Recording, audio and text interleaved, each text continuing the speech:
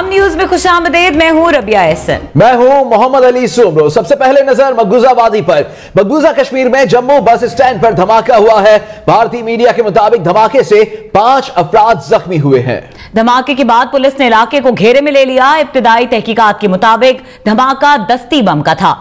मकबूजा कश्मीर में Jammu bus stand पर धमाका हुआ है। भारतीय मीडिया के मुताबिक धमाके से 5 अफराद जख्मी हुए हैं। धमाके के बाद पुलिस ने इलाके को घेरे में ले लिया। इब्तिदाई तहकीकात के मुताबिक धमाका दस्ती बम का था।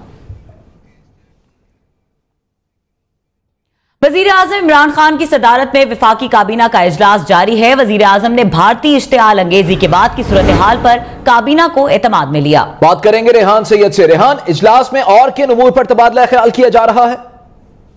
जी देखिए, वजीर आजम इमरान खान की जेर सदारत वफाकी काबीना का इजलास जो है वो जारी है। वजीर आजम ने भारतीय इश्तिआल अंगेजी के बाद की सूरत हाल पर काबीना को एतमाद में लिया है। जराये का कहना है कि वजीर आजम ने कहा है कि वजीर आजम ने दोस्त मुल्कों से राब्तों और कशीदगी के खात्मे के लिए उनके किरदार से भी आगाह किया है। वजीर आजम का इस मौके पर कहना है कि पाकिस्तान पहले भी अमन चाहता था, अब भी अमन का ख्वाह है। भारतीय जारहियत का जवाब देना मजबूरी थी।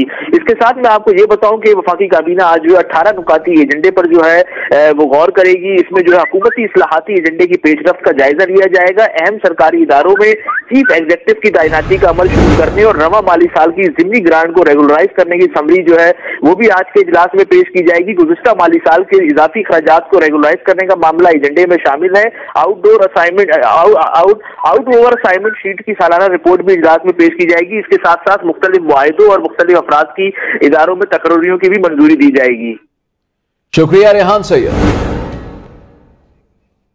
भारत में पाकिस्तान के हाई कमिश्नर सुहेल महमूद की वजारत खारजा में वजीर खारजा शाह महमूद कुरैशी से मुलाकात हुई है। दौरान मुलाकात पाक भारत ताल्लुकात से मुतालिक उमूर पर तबादला ख्याल किया गया।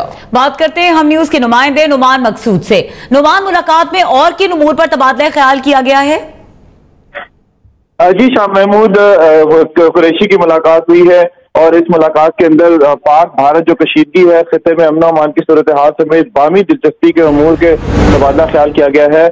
और जो खिते में इस वक्त सूरत हाल है इस पर भी तबादला ख्याल किया गया है। और शाह महमूद कुरैशी ने जम्मू कश्मीर का जो मसला है इस मामले को भी उठाया है और उसमें ये कहा गया है कि जो मौजूदा सूरत हाल में जो बेहतरी का ख्वाह है पाकिस्तान और बराह रास्त रास्ते में राब्ता जो है इस जमीन में अहमियत का हामिल है। और 14 मार्च को दोनों ममालिक जो है वो करतारपुर आधारी के सिलसिले में मुशावरत करेंगे।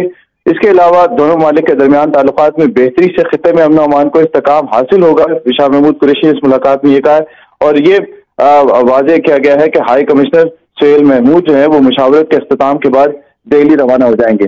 जी शुक्रिया नुमान मकसूद। वजीर खारजा शाह महमूद कुरैशी ने कहा है कि इंतहा पसंद तंजीमें बरसों से काम कर रही हैं। हुकूमत नेशनल एक्शन प्लान पर मुकम्मल अमल दरामद करेगी। कौमी असेंबली में इज़हार ख्याल करते हुए उनका कहना था कि खारजा पॉलिसी के लिए अपोजिशन की तजावीज का खैर मकदम करेंगे। OIC में शिरकत न करने का फैसला अपोजिशन की तजवीज पर किया था। It was discussed and we did it in Pakistan's interest and that message went loud and clear. It went loud and clear and it was appreciated. A resolution was signed and passed unanimously by this House. That question should have been put to the new allies. Why was the National Action Plan not implemented? We cannot answer. Yes, we will. We will, inshallah. Now this government, the Pakistan PTI government has come into office and people of Pakistan will see the National Action Plan implemented in letter and spirit. When were these organizations? Have they come about in the last 6 months or have they been there for years? For years. This government has been in office for the first time. Who was governing Pakistan for the last 40 years? When was Pakistan put on the grey list? Was it PTI's government? No, sir. Pakistan went back onto the grey list when one of your close allies was in office, which is the last PML government. और आज मुलाकात का दिन है। मरियम नवाज पहुंची हैं नवाज शरीफ से अस्पताल में मुलाकात के लिए। यह कहा गया था कि आज के दिन सिर्फ फैमिली मेंबर्स मुलाकात कर सकेंगे। नवाज शरीफ की तबीयत नासाज होने की वजह से आज मुलाकात के दिन बाकी लोगों को मुलाकात से मना कर दिया गया था और सिर्फ फैमिली मेंबर्स के मुलाकात करने की खबरें आई थी। इस वक्त आप बराह रास्त मनाजिर देख सकते हैं। मरियम नवाज पहुंची हैं और उनकी गाड़ी पर मुस्लिम लीग नून के कारकुनान की जानिब से फूल निछावर किए जा रहे हैं और वो पहुंची हैं नवाज शरीफ अपने वालिद से मुलाकात के लिए। दानियाल उमर हमारे साथ मौजूद हैं, उनसे बात करेंगे। दानियाल, मरियम नवाज पहुंच चुकी है, उनके हमरा और कौन कौन है? जी बिल्कुल, मरियम नवाज जो है वो अपने वालिद से मुलाकात के लिए कोट लखपत जेल पहुंच गई हैं। मरियम नवाज के साथ जो है वो बेगम शमीम आरा जो कि मियां मोहम्मद नवाज शरीफ की वालदा हैं वो भी साथ मौजूद हैं। और जब वो यहाँ पर पहुंची तो यहाँ पर जो पाकिस्तान मुस्लिम लीग नवाज के कारकुनान थे उन्होंने उनकी गाड़ी पर गुलपाशी की। मरियम नवाज ने हाथ हिलाकर जो है वो कारकुनान का शुक्रिया अदा किया, उनको जवाब दिया। और अब जो है वो मरियम नवाज जो है वो अपने वालिद से मुलाकात के लिए अंदर चली गई हैं। गुज़श्ता रोज मरियम नवाज ने एक ट्वीट भी की थी जिसके अंदर बताया था कि मियां मोहम्मद नवाज शरीफ की जो तबीयत है वो नासाज है और इसी वजह से जो है वो किसी से मुलाकात नहीं करेंगे। तो आज जो यहाँ पर जो ड्यूटी ऑफिसर थे उसका ये कहना था कि आज जो है वो आम रोज नहीं है मुलाकात का, जिस तरह की आम तौर पर जुमेरात को मुलाकात के लिए यहाँ पर लोग आते हैं, तो वो आज यहाँ पर नहीं आ सकेंगे क्योंकि मियां मोहम्मद नवाज शरीफ ने किसी से भी मुलाकात से आज इनकार किया है और सिर्फ अहले खाना जो है वो यहाँ पर आ सकेंगे। मरियम नवाज जो है वो यहाँ पर पहुंची हैं अपने वालिद के साथ, जो है वो दोपहर का खाना भी खाएंगी, उनके साथ बैठेंगी, इयादत भी उनकी करेंगी। और मरियम नवाज जो है वो रोजाना की बुनियाद पर जो है वो आजकल अपने वालिद से मुलाकात के लिए कोट लखपत जेल आती हैं। जी शुक्रिया दानियाल उमर। एक बार फिर जिक्र पाक भारत कशीदगी का, जिसमें कमी के लिए आलमी बरादरी की कोशिशें जारी हैं। सऊदी वजीर खारजा आदिल अल जुबैर पाकिस्तान पहुंचेंगे। सऊदी वजीर खारजा एक रोजा दौरे में सऊदी वली अहद मोहम्मद बिन सलमान का पैगाम भी पाकिस्तानी क़यादत तक पहुंचाएंगे। चीनी नायब वजीर खारजा ने भी पाकिस्तान का दौरा किया। सियासी और अस्करी क़यादत से मुलाकातों में इलाकाई सूरत हाल पर तबादला ख्याल किया गया।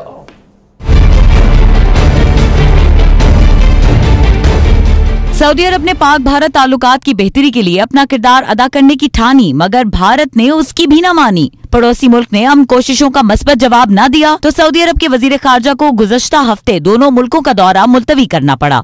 आदिल उल जुबैर के दौरे पाकिस्तान के शेड्यूल में तब्दीली करना पड़ी। सऊदी वजीर खारजा एक रोजा दौरे पर पाकिस्तान पहुंच रहे हैं। सऊदी वजीर खारजा पाकिस्तानी क़यादत से अहम मुलाकातें करेंगे और उन्हें वली अहद शहजादा मोहम्मद बिन सलमान का खुसूसी पैगाम पहुँचाएंगे। पाकिस्तान का देरीना दोस्त चीन भी खित्ते के अमन के लिए सरगर्म है। तर्जुमान दफ्तर खारजा के मुताबिक चीनी नायब वजीर खारजा ने वजीर आजम इमरान खान और वजीर खारजा शाह महमूद कुरैशी से अहम मुलाकातें की, जिनमें पाक भारत कशीदगी के बाद पैदा होने वाली सूरत हाल पर तबादला ख्याल किया गया। चीनी नायब वजीर खारजा का कहना था कि चीन खित्ते में अमन और इस्तेहकाम के लिए पाकिस्तान की हिमायत करता है। पाक फौज के सरबराह जनरल कमर जावेद बाजवा से मुलाकात में चीनी नायब वजीर खारजा ने इलाकाई सलामती, बाहिमी ताउन और पाक भारत सूरत हाल पर तबादला ख्याल किया। भारत के सर पर जारहियत का भूत सवार, मगर पाकिस्तान अमन की आबियारी में मसरूफ है। पाकिस्तान की जानिब से जज्बा खैर सगाली के तहत करतारपुर राहदारी की तामीर पर तेजी से काम जारी है।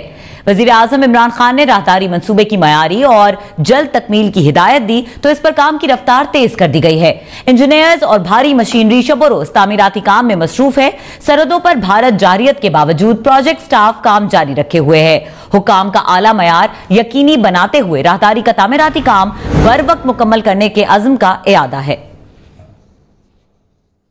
पाकिस्तान में कामयाब एयर स्ट्राइक के झूठे दावे दुनिया भर के सामने बेनकाब हो चुके हैं।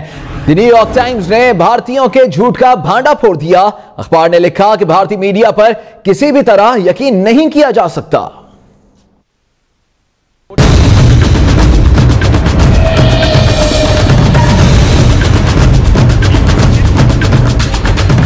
भारत और भारतीय मीडिया की झूठ को सच करने की साजिश बुरी तरह बेनकाब हो चुकी।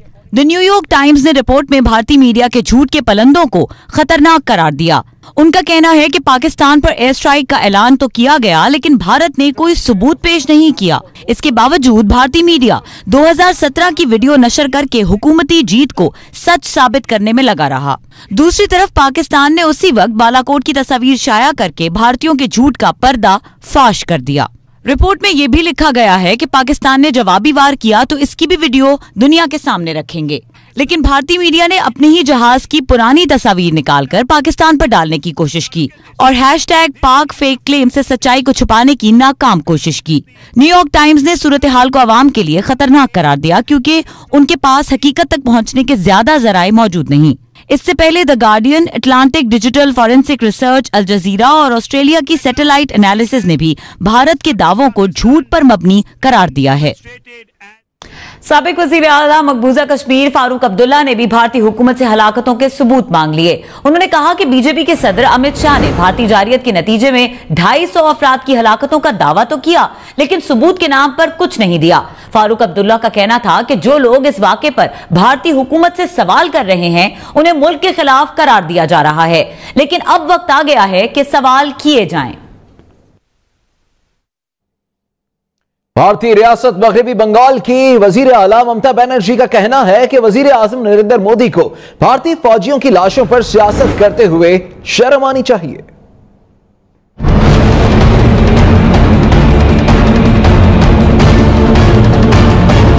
भारत में एक के बाद एक सियासतदान नरेंद्र मोदी की खूनी सियासत पर आवाज उठाने लग गए हैं। भारतीय रियासत मगरबी बंगाल की वजीर आला ममता बनर्जी कहती हैं कि मोदी ने 5 सालों में कोई काम नहीं किया। मोदी सिर्फ लाशें, बम, मिसाइल दिखाकर सियासत कर रहा है, जिस पर उनको शर्म आनी चाहिए। इलेक्शन जीतने के लिए जवानों के खून पर सियासत की इजाजत नहीं दी जा सकती। उन्होंने मोदी सरकार से सवाल किया कि इंटेलिजेंस इत्तलात के बावजूद जाने बचाने की कोशिश क्यों न की गई। उन्होंने मोदी को तनकीद का निशाना बनाते हुए कहा कि ऐसा वजीर आजम पहली बार देखा जो मुल्क को खौफ में मुब्तला कर रहा है, जैसे कि गब्बर सिंह हो। ममता बनर्जी के मुताबिक जो कोई बीजेपी पर तनकीद करता है उसे पाकिस्तानी और मुल्क कौम का दुश्मन ठहरा दिया जाता है। उन्होंने वाज़ेह किया कि जितनी जल्दी बीजेपी की हुकूमत खत्म हो उतना ही अच्छा है। पाक बहरिया की ऑपरेशनल तैयारियों का जायजा लिया गया। अमीरुल बहर एडमिरल जफर महमूद अब्बासी ने साहिली तंसीबात और शुमाली बहिरा अरब में तैनात बहरी जहाजों का दौरा किया। नेवल चीफ ने मौजूदा सूरत हाल में अफसरान और जवानों को हमवक्त इंतहाई मुस्तैद और चौकस रहने की हिदायत की। तर्जुमान पाक बहरिया के मुताबिक नेवल चीफ को पाक बहरिया की ऑपरेशनल तैयारियों पर ब्रीफिंग दी गई है। अमीरुल बहर की अफसरों और जवानों से मुलाकात हुई है, जिसमें ऑपरेशनल तैयारियों और बुलंद हौसले को सराहा गया है। एडमिरल जफर महमूद अब्बासी ने कहा कि भारतीय आबदोज का बरवक्त सुराग लगाना पाक बहरिया की ऑपरेशनल तैयारियों और पेशावराना सलाहियतों का मुंह बोलता सबूत है। हम अमन पसंद मुल्क हैं, मगर दुश्मन की किसी भी जारहियत का मुंह तोड़ जवाब देने की इंतहाई सलाहियत रखते हैं। हम जारहियत नहीं चाहते, मगर अगर दुश्मन ने पहल की तो भरपूर जवाब देंगे।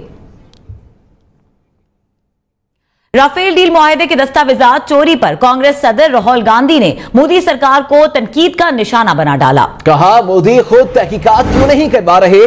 तमाम मामले पर मोदी का बराह रास्त नाम आ रहा है, इस बारे में भी इंक्वायरी होनी चाहिए। राहुल गांधी ने प्रेस कॉन्फ्रेंस के दौरान कहा कि जो दस्तावेजात गायब हुई उनमें जरूर सच्चाई है। उन्होंने मुतालबा किया कि इंक्वायरी में सब सच्चाई सामने आ जाएगी कि पैसा कहां गया। राहुल गांधी का कहना था कि मोदी ने अपने दोस्त को फायदा पहुंचाने के लिए राफेल डील का बजट बढ़ाया है। कांग्रेस के सदर का मजीद कहना था कि रिपोर्ट में साफ लिखा है कि मोदी ने राफेल डील को बाईपास किया। उन्होंने मुतालबा किया कि मोदी कहें कि वो मुल्क के चौकीदार हैं और वो तहकीकात कराएंगे। एक बार फिर नजर डालेंगे मकबूजा वादी पर। मकबूजा कश्मीर में भारतीय रियासती दहशतगर्दी बदस्तूर जारी है। भारतीय फौज की फायरिंग से मजीद एक कश्मीरी नौजवान शहीद हो गया।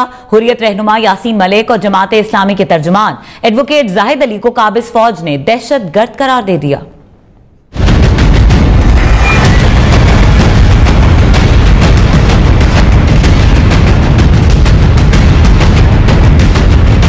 मजलूम कश्मीरियों के हुकूक के लिए पुरअमन तरीके से आवाज उठाना जुर्म बन गया। भारत ने पुलवामा हमले के बाद कश्मीरियों और उनके लिए आवाज़ हक बुलंद करने वालों पर जिंदगी तंग कर दी। Jammu Kashmir National Liberation Front के चेयरमैन यासीन मलिक और जमात इस्लामी के तर्जुमान एडवोकेट जाहिद अली को भारतीय इंतजामिया ने दहशतगर्द करार दे दिया। यासीन मलिक को काले कानून के तहत कोठी बाग जेल से जम्मू जेल में मुंतकिल कर दिया गया है। हुर्रियत रहनुमा 22 फरवरी से गैर कानूनी तौर पर भारतीय फौज की हिरासत में है। यासीन मलिक की गैर कानूनी हिरासत पर हुर्रियत रहनुमाओं की जानिब से शदीद मजम्मत की गई है। दूसरी तरफ भारतीय फौज ने जिला कुपवाड़ा में कश्मीरी नौजवान को अपनी गोलियों का निशाना बना दिया। काबिज इंतजामिया ने कश्मीर के इलाकों में मजीद फौज और पुलिस को तैनात करके आम शहरियों की जिंदगी अजीरन कर रखी है। भारत बालाकोट हमले को साबित करने के लिए हर रोज एक नया झूठ घड़ने लगा। बीजेपी के हिमायतियों ने बालाकोट स्ट्राइक में 292 अफराद की हलाकत को सच साबित करने के लिए फेक व्हाट्सएप चैट का सहारा ले लिया।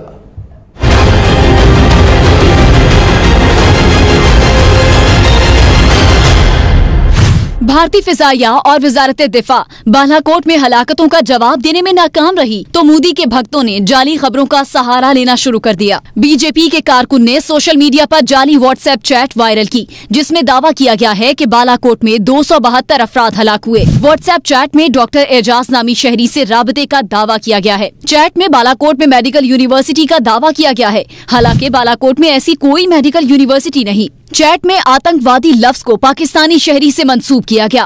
पाकिस्तान में ऐसा लफ्ज नहीं बोला जाता। व्हाट्सएप चैट का झूठ पकड़े जाने के बाद सोशल मीडिया पर मोदी और उनके भक्तों का मजाक उड़ाया जा रहा है। उधर दबाव की शिकार भारतीय हुक्मरान जमात बीजेपी के अरकान आपस में ही लड़ने लगे। तरक्याती प्रोजेक्ट की इफ्तिताही तकरीब में शरद त्रिपाठी ने अपनी ही जमात के एमएलए पर जूते बरसा दिए।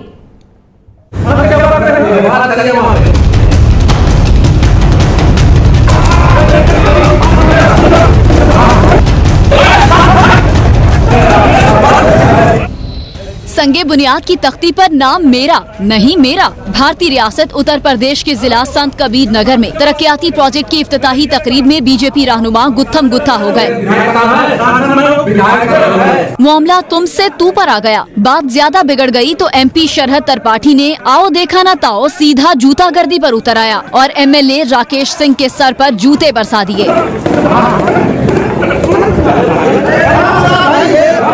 एमएलए राकेश सिंह ने भी अपना जूता उतारकर एमपीए पर जवाबी वार किया। स्टेज पर बैठे पार्टी वर्कर्स और रहनुमाओं ने बीच बचाव कराने की कोशिश की लेकिन कामयाब न हो सके।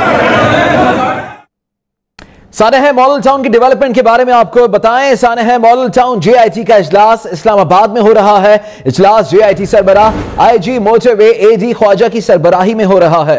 परवेज रशीद जेआईटी के रूबरू पेश होकर अपना बयान कलमबंद करवा रहे हैं। इस पर बात करेंगे हम न्यूज के नुमाइंदे फरीद साबरी से।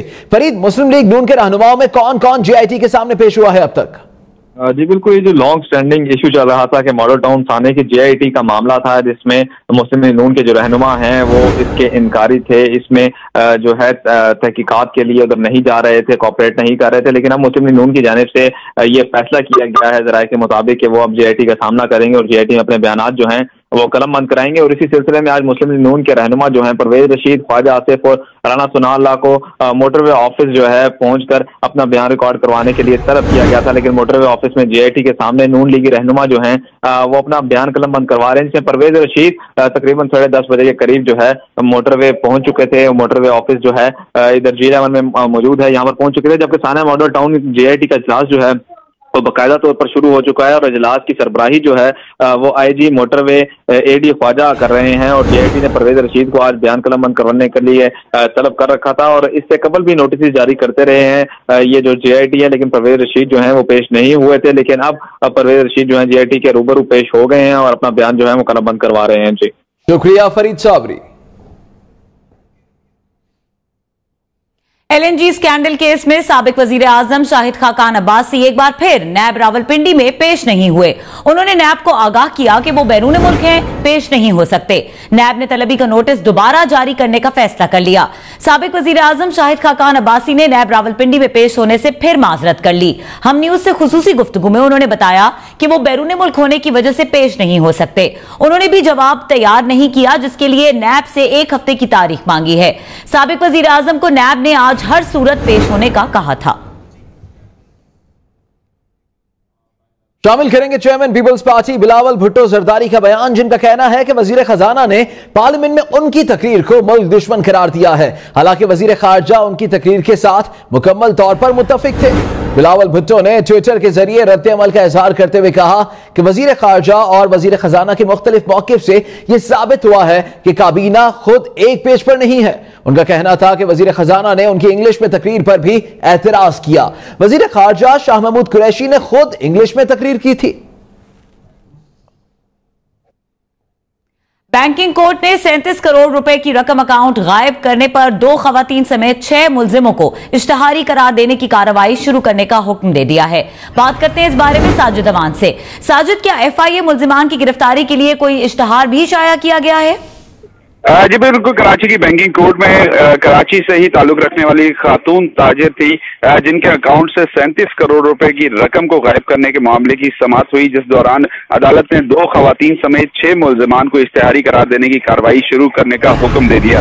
FIA ने मुलजिमान की गिरफ्तारी के लिए इश्तिहारात शाया कर दिए हैं। मुलजिमान में करार हुसैन काजमी, सैयद मकबूल अजद जैदी, मुनीजा इरफान और फातिमा खातून समेत वकास तारिक और सैयद आले काजमी शामिल हैं। मुलजमान में 3 बैंक अफसरान भी शामिल है, FIA की जानिब से बताया गया है, जबकि मुलजमान ने बैंक अमले की मिली भगत से ताजिर खातून के अकाउंट से 37 करोड़ रुपए निकाल लिए थे। FIA की जानिब से ये दावा किया गया था। FIA एंटी करप्शन सर्कल ने मुलजमान के खिलाफ 2015 में आयशा खातून की मुद्दत में मुकदमा दर्ज किया था, जिसके बाद आज बैंकिंग कोर्ट की जानिब से जो है इन्हें इश्तिहारी करार दे दिया गया है। जी शुक्रिया साजिद अमान। चीफ जस्टिस आसिफ सईद खोसा ने कहा है कि झूठी गवाहियां इंसाफ के अमल को तबाह कर रही हैं। उन्होंने कमरे अदालत में ही झूठी गवाही के खात्मे के खिलाफ सच का सफर शुरू करने का ऐलान किया। दानिश मुनीर इस वक्त लाहौर हाईकोर्ट में मौजूद हैं, उनसे जानेंगे। दानिश, सच का सफर झूठी गवाहियों को रोकने में कितना मददगार होगा?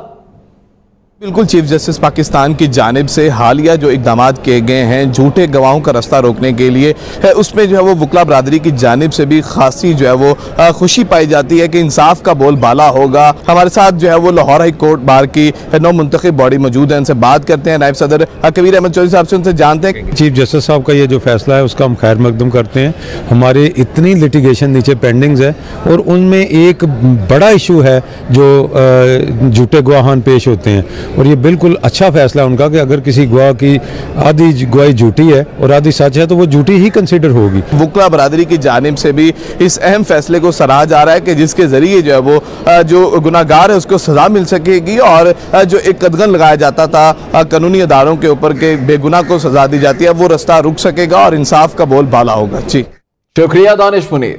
और यहाँ वक्त हुआ है एक ब्रेक का, हमारे साथ रहिए।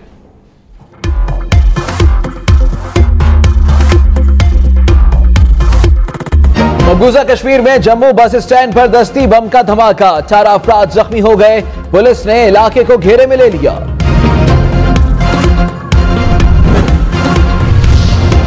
साबिक वजीर आजम नवाज शरीफ से मुलाकात के लिए वालिदा शमीम बेगम और मरियम नवाज कोट लखपत जेल पहुंच गईं। जाती मालिज डॉक्टर अदनान की भी जेल आमद। और वजीर खारजा शाह महमूद कुरैशी से लग्जमबर्ग के वजीर खारजा के वफ्द की हमरा मुलाकात, तिजारत, इक्तिसादियात, तालीम और टेक्नोलॉजी के शोबों में ताउन पर इत्तफाक।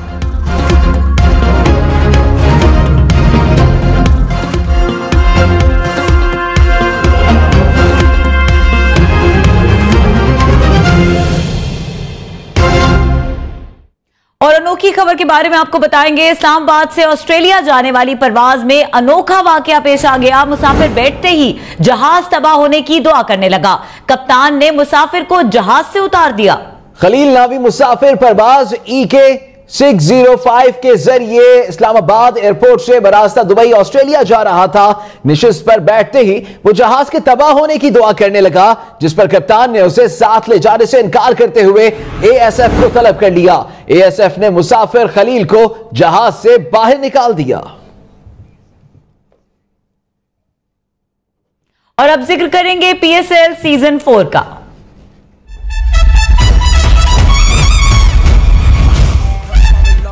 क्वेटा ग्लेडिएटर्स की टीम दुबई से कराची पहुंच गई। शेन वॉटसन समेत दीगर गैर मुल्की खिलाड़ी जुम्मे को पाकिस्तान पहुंचेंगे। पेशावर ज़ल्मी का पूरा स्क्वाड और दीगर टीमों के गैर मुल्की प्लेयर्स भी पाकिस्तान आ रहे हैं।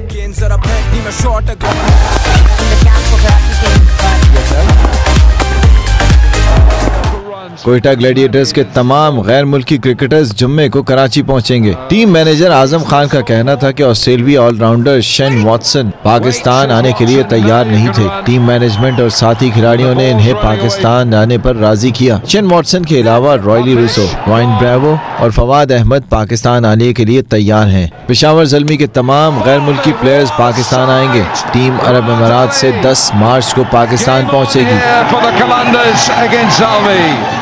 पेशावर ज़ल्मी के चेयरमैन जावेद आफरीदी ने PSL के मैचेस कराची में कराए जाने पर खुशी का इजहार किया। इस्लामाबाद यूनाइटेड के Luke Ronchi, Phil Salt, Cameron Del और समित पटेल पाकिस्तान में मौजूद होंगे। कराची किंग्स के Colin Munro, Colin Ingram, Sikandar Raza और रवि बोपारा भी पाकिस्तान आने के लिए तैयार हैं। कराची में PSL 4 के मैचेस होने जा रहे हैं। स्पेशल सिक्योरिटी यूनिट की जानिब से शहर के मुख्तलिफ इलाकों में फ्लैग मार्च भी किया जा रहा है। इस बारे में बता रहे हैं मज़ाहिर सईद। जी मज़ाहिर। आज इस वक्त मैं मौजूद हूँ यूनिवर्सिटी रोड पर। इस वक्त SSU की जानिब से जो है वो फ्लैग मार्च किया जा रहा है। कराची के मुतादिद इलाकों में ये फ्लैग मार्च किया जाएगा। इस वक्त ये मार्च जो है फ्लैग मार्च यूनिवर्सिटी रोड पर मौजूद है। SSU को बहुत अहम जिम्मेदारियाँ दी गई हैं। पूरे शहर में सिक्योरिटी सख्त की गई है क्योंकि PSL जो है उसको यहाँ पर इनेकाद किया गया। तमाम मैचेस लाहौर में जो होते हैं वो भी यहाँ पर मुनक्किद किए जा रहे हैं, उनका भी इनेकाद यहाँ किया जा रहा है। उसके पेश नज़र जो है वो IG सिंध की जानिब से सख्त सिक्योरिटी के अहकाम सामने आए थे, जिसके बाद जो है तमाम डिपार्टमेंट जो पुलिस के उन्होंने शहर भर में जो है वो सख्ती शुरू कर दी है। इसके साथ साथ SSU का जो स्कार्ड है वो पूरे कराची के जो मेन एरियाज हैं, जिन जिन जगहों पे जो रास्ते PSL के रूट पर आएंगे वहाँ का फ्लैग मार्च कर रही है। 250 से ज़्यादा पुलिस एहलकार यहाँ पर तैनात होंगे सिक्योरिटी पे, और ये सिक्योरिटी नेशनल स्टेडियम से लेके खिलाड़ियों तक जो है वो तैनात की गई। अहम जिम्मेदारियाँ जो है SSU को दी गई हैं, जिसके बाद ये रेलसर फ्लैग मार्च का इनेकाद किया गया था और अभी जो फ्लैग मार्च है जारी है। शुक्रिया मज़ाहिर। और कराची में PSL का मेला सजने को है। नेशनल स्टेडियम में तज़ीनो आराइश का काम हतमी मराहिल में दाखिल हो गया। बाकी रह जाने वाले 3 इंक्लोजर्स पर शेड्स लगाने का काम तेजी से जारी है। इसके बारे में बता रही है हिना दीदार। जी हिना, अपडेट कीजिएगा। PSL का मेला कराची में जल्द ही सजने वाला है। एक करके एक दिन कम होते जा रहे हैं और शायकीन क्रिकेट की बेताबी बढ़ती जा रही है। इस वक्त मैं नेशनल स्टेडियम में मौजूद हूँ। ये वसीम अकरम इंक्लोजर है। स्टेडियम में मुख्तलिफ नामवर खिलाड़ियों के नाम पर इंक्लोजर्स बनाए गए हैं। उनके इंक्लोजर्स के ऊपर जो शेल्टर का काम है वो काफ़ी हद तक हो गया है, लेकिन 3 इंक्लोजर हैं जिनमें वसीम अकरम, आसिफ इकबाल और वकार हसन का जो इंक्लोजर है उन पर शेल्टर लगना अभी बाकी है और कुछ ही दिन रह गए हैं। काम काफ़ी हद तक अपने इख्तितामी मराहिल पर पहुंच चुका है। अटेंशन गेन कर रहा है शायकीन क्रिकेट की और बेताबी से इंतज़ार किया जा रहा है कि कब वो यहाँ आएंगे, नेशनल स्टेडियम में बैठेंगे, मैचेस को एंजॉय करेंगे, अपनी फेवरेट टीम के लिए फेवरेट टीम को सपोर्ट करेंगे और यहीं से ये जज्बा दिख रहा होगा और इसी PSL को कामयाब बना के आलमी सतह पर दुनिया को दिखा सकेंगे ये पाकिस्तान का मजबूत चेहरा है। जी शुक्रिया हिना। 11 मार्च को पेशावर ज़ल्मी और कराची किंग्स के मैच के लिए टिकट्स की डिमांड बढ़ गई है। क्रिकेट शायकीन को उम्मीद है कि PSL के फाइनल में भी दोनों टीमें ही पहुंचेंगी।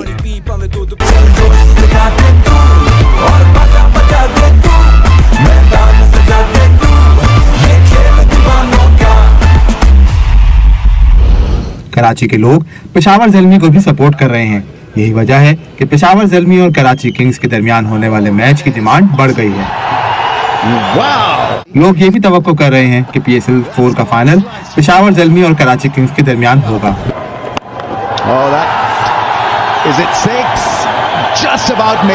ज़हन तो इसी का कराची और पेशावर ज़ल्मी की तरफ। संडे का भी मैच है और फैमिली भी होती है, इस हवाले से मैं कोशिश यही कर रहा हूँ अगर मुझे कोई नहीं भी मिलती तो मुझे पेशावर ज़ल्मी और कराची कोयटा का मैच ज़रूर मिले। मतलब ये 7 तारीख और 10 तारीख का मैच ज़रूर मिले। मेरे लिए यही फाइनल है। कराची के लोग डैरन समी के फैन हैं और उन्हें एक्शन में देखने के लिए बेताब हैं। कैमरामैन इमरान अनवर के साथ दानिश अलवी, हम न्यूज़ कराची।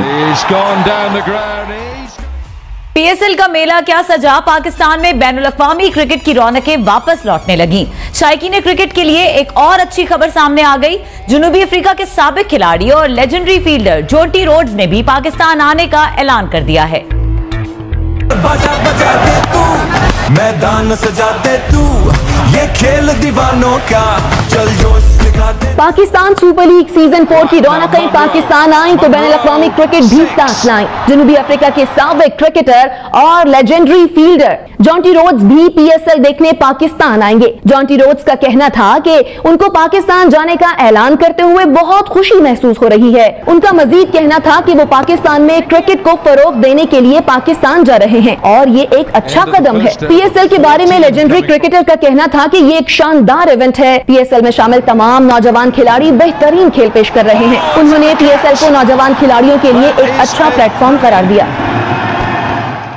क्रिकेट ग्राउंड के बाद फुटबॉल के मैदान से आपको खबर दें, पाकिस्तान फुटबॉल टीम ओलंपिक्स 2020 की दौड़ से बाहर हो गई।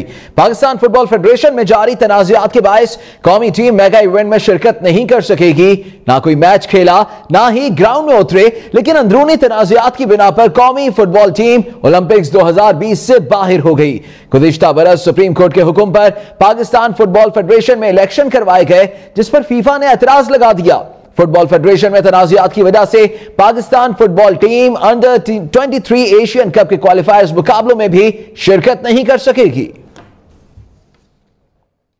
फुटबॉल चैंपियंस लीग के नॉकआउट राउंड के मुकाबले जारी हैं। पोर्टो ने रोमा क्लब को हराकर क्वार्टर फाइनल राउंड में साई में हासिल कर लिया है और दूसरे मैच में मैनचेस्टर यूनाइटेड ने पेरिस सेंट जर्मन को शिकस्त देकर क्वार्टर फाइनल राउंड में जगह बना ली है।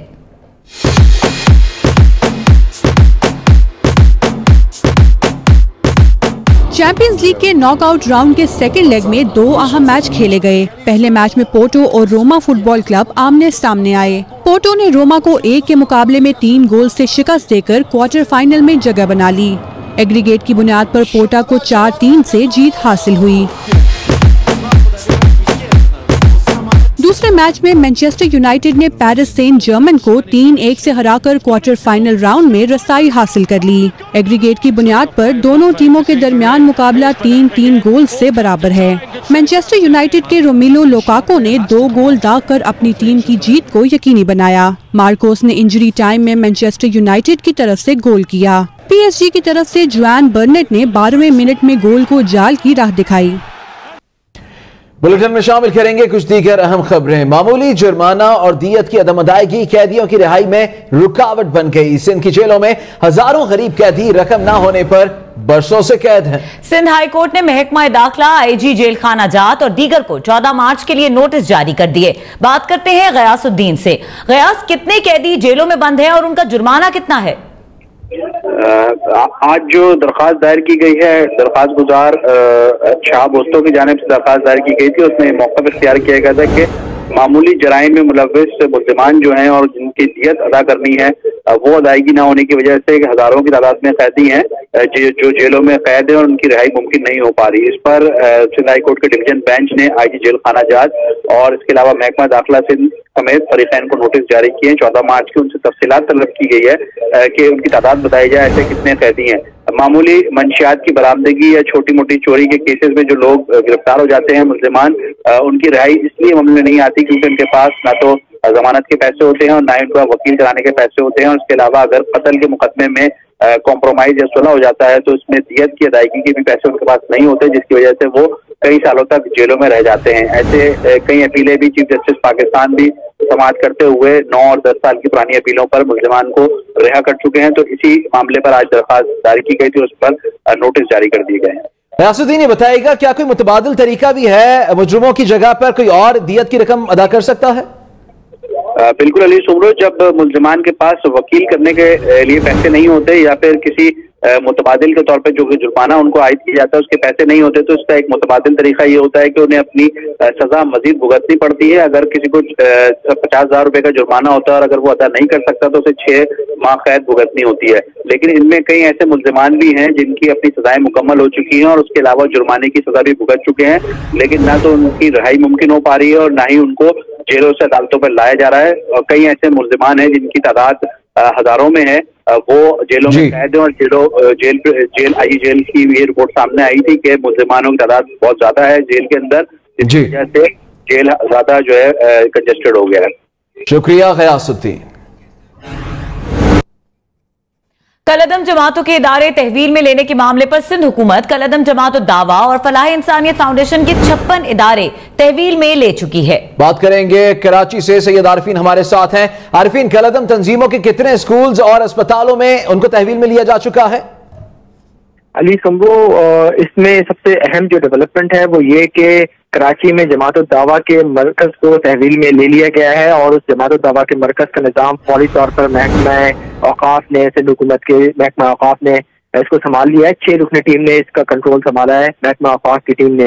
इसके अलावा जिन इदारों को तहवील में लिया गया है उसमें इन जमात दावा और फलाह इंसानियत फाउंडेशन के 31 स्कूलों, 9 अस्पतालों को तहवील में लिया गया है। इसके अलावा इन जमातों के ज़ेर निगरानी चलने वाले 16 मदारिस का कंट्रोल भी महकमा औकाफ ने इस वक्त ले लिया है। इनमें से ये तमाम मदारिस और स्कूल्स और अस्पताल मुख्तलिफ शहरों में अब आते हैं। अगर सिर्फ कराची की बात की जाए तो कराची में 10 स्कूलों 5 अस्पतालों और 9 मदारिस का कंट्रोल जो है वो लिया गया है। यानी इसका मतलब यह है कि तकरीबन 24 मुख्तलिफ जो इदारे के ज़रिए इस्तेमाल चलने वाले स्कूल, मदारिस और अस्पताल थे, इनको तो कराची में जो थे उनको तहवील में लिया गया। मजमूई तौर पर इनकी तादाद पूरे सूबे में 56 बनती है जिनको तहवील में लिया गया है।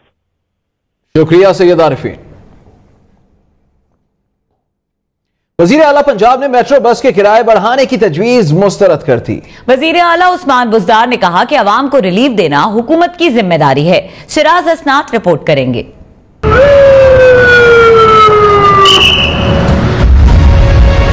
वज़ीर आला पंजाब उस्मान बुज़दार की ज़ेरे सदारत काबीना स्टैंडिंग कमेटी बराए फाइनेंस एंड डेवलपमेंट का इजलास हुआ जिसमें अहम फैसले किए गए।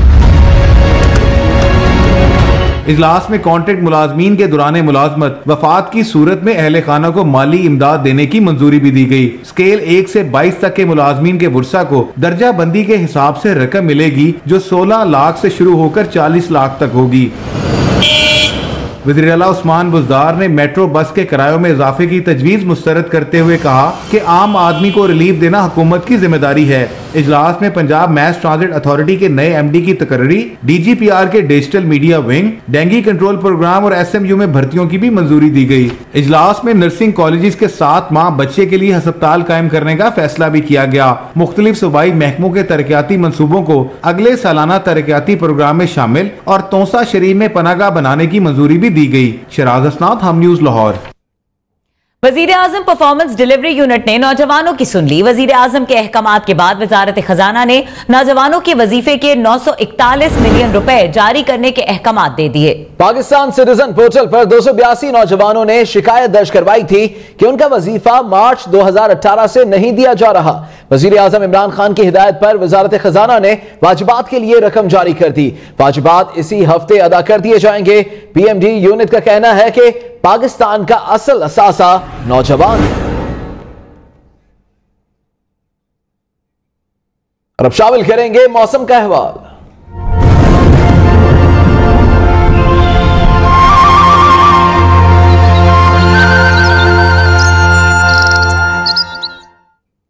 मुल्क में भीगे मौसम ने फिर से सर्दी में इजाफा कर दिया है। महकमा मौसमियात ने आज पंजाब, बालाई सिंध, बलूचिस्तान, खैबर पख्तूनख्वा और गिलगित बल्तिस्तान में कहीं कहीं बारिश और पहाड़ों पर बर्फबारी की पेशगोई की है।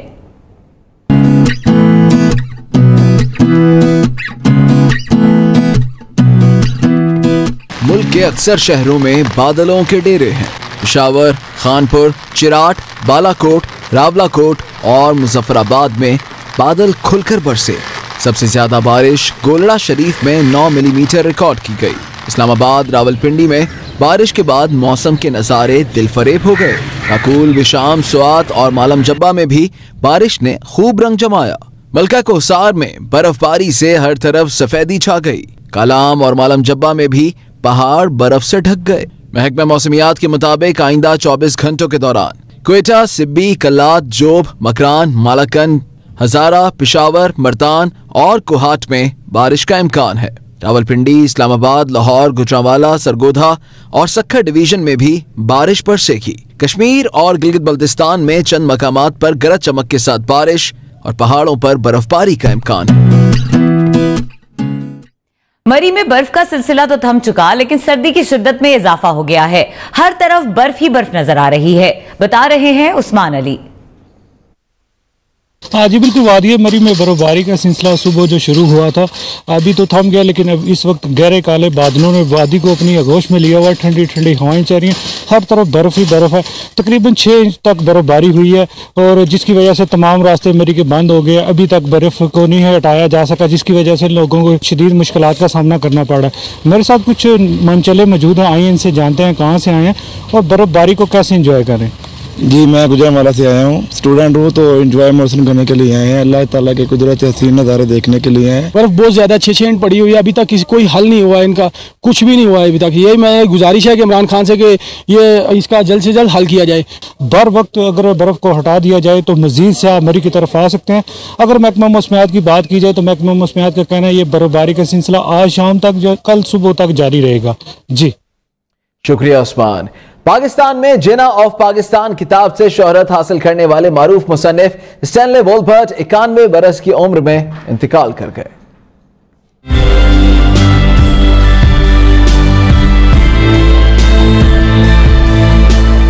स्टैनले वॉलपर्ट 1927 में पैदा हुए। उन्होंने पेंसिल्वेनिया यूनिवर्सिटी से साउथ एशिया स्टडीज में आला तालीम हासिल की, जिसके बाद बरसगीर पाक व हिंद के उन्वानात पर किताबें तहरीर की। उन्होंने अपनी जिंदगी के 59 बरस तालीमी खिदमात के लिए वक्फ किए। इस दौरान उन्होंने 15 किताबें लिखी।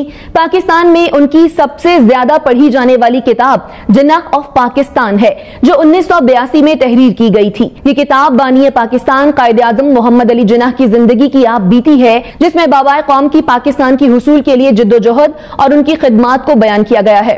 स्टैनले वॉलपर्ट की लिखी गई जिना ऑफ पाकिस्तान बानी पाकिस्तान पर लिखी जाने वाली बेहतरीन सवाने हयात में से एक है। इसके अलावा स्टैनले वॉलपर्ट जुल्फिकार अली भुट्टो की सवाने हयात भी तहरीर कर चुके हैं।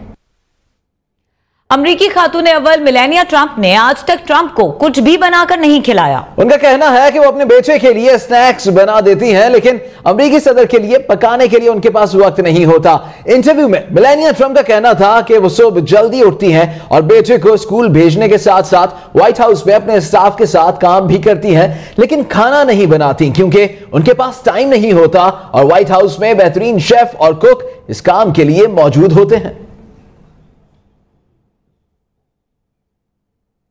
कराची से खबर शामिल करेंगे, जहां पर स्कूल में रोबोट्स का मुकाबला हुआ तो देखने वाले बच्चों की तख्लीकी सलाहियतों को दाद दिए बगैर न रह सके। बच्चों का कहना था कि इस तरह के मुकाबले से उन्हें खेल खेल में सीखने का मौका मिलता है। रिदा जाकिर रिपोर्ट करेंगी।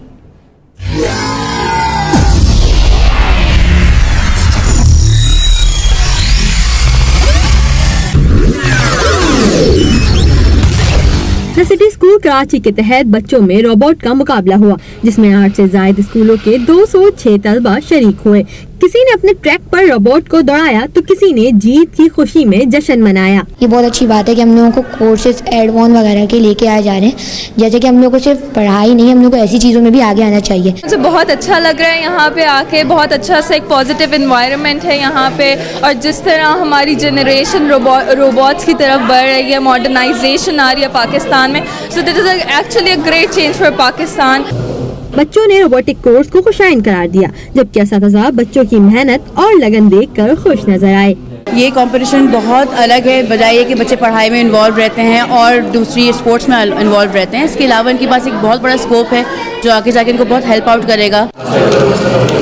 बच्चों का कहना था कि इस तरह के मुकाबलों से बच्चों को खेल खेल में सीखने का मौका भी मिलता है। और मुकाबलों की तरह पाकिस्तान में रोबोटिक मुकाबले भी परवान चढ़ रहे हैं। इन मुकाबलों को कराने का मकसद बच्चों में रोबोटिक साइंस के हवाले से आगाही फराम करना है। कैमरामैन तालिब मलिक के साथ रिदा जाकिर, हम न्यूज़ कराची। और एक ब्रेक के बाद हाजिर होंगे हेडलाइंस के साथ। दीगर खबरें और अपडेट्स जानने के लिए विजिट कीजिए हमन्यूज़.pk।